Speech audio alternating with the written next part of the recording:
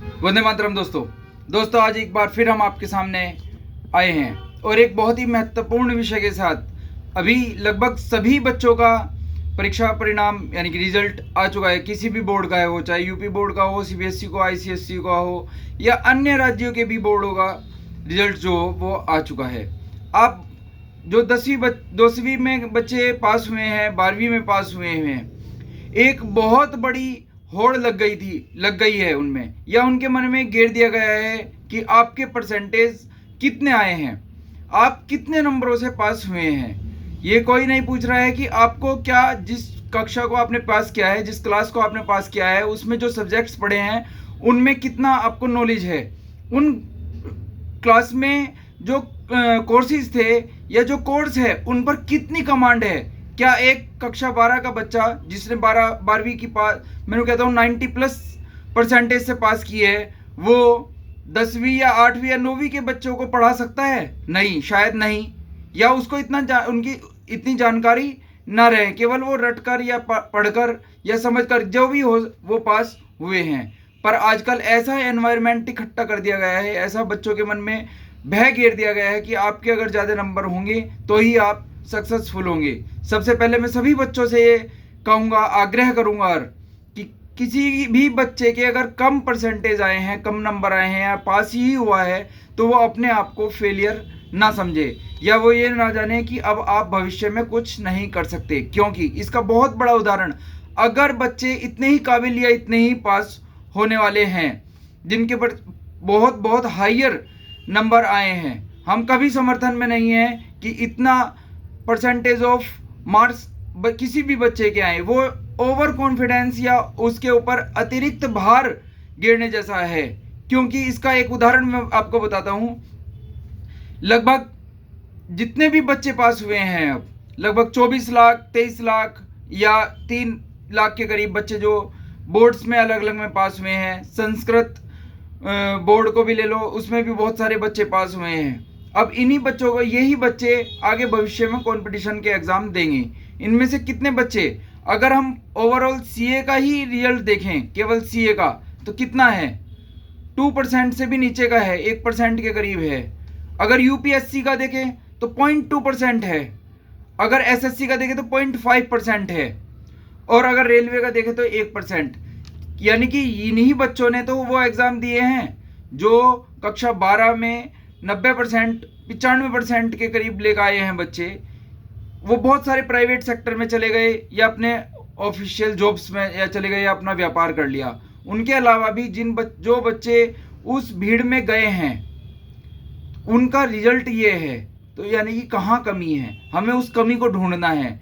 हमारे भारत की आज जो एजुकेशन सिस्टम जितना लचर हो गया है, केवल शायद भीड़ तो बढ़ गई है और उनके बाद भी बच्चों के मन में एक भय घेर दिया गया है कि आपके नंबर कम हैं तो आप फेलियर हैं। शायद बहुत सारे ऐसे बच्चे होंगे जिनके 10वीं और 12वीं में बेहतर अंक आए होंगे, उसके बाद भी वो स्कूल में एडमिशन लेते वक्त जब गए होंगे तो उनको टीचर ने कहा होगा, अरे नहीं बच्चे, तुम्हारे थोड़े नंबर कम रह गए।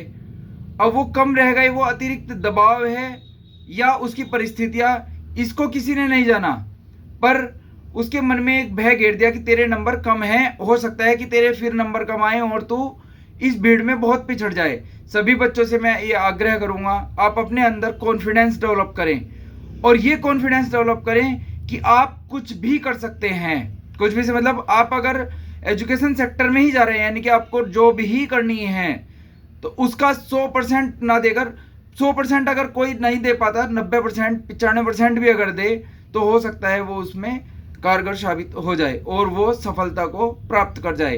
बहुत से बच्चे अपने व्यापार में आ जाएंगे, बहुत से प्राइवेट सेक्टर में चले जाएंगे। प्राइवेट सेक्टर की क्या स्थिति है आप सबको बहुत भली भांति मालूम है।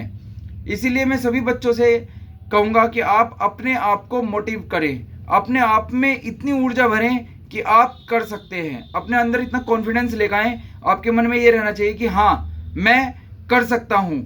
जब आपके मन में ये आएगा तभी आप सफलता को पा पाएंगे।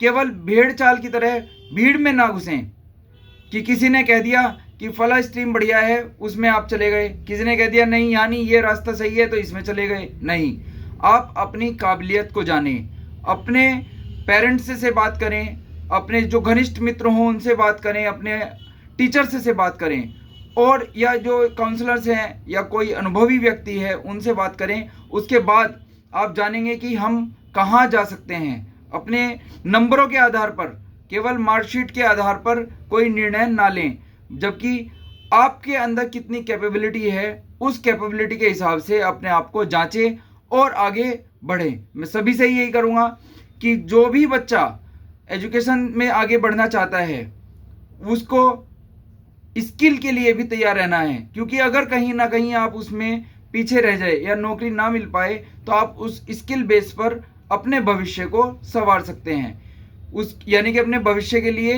या अपने जीवन निर्वाह के लिए धन उपार्जन के काम कर सकते हैं। पूंजीपतिवादिता सोच में मत फंसें कि इतने स्केल का ही हमें जॉब पैकेज चाहिए, उस जॉब पैकेज में हम जाएंगे जब भी हम जॉब कर पाएंगे या जब भी हम अपने लाइफ स्टाइल को सेव कर पाएंगे।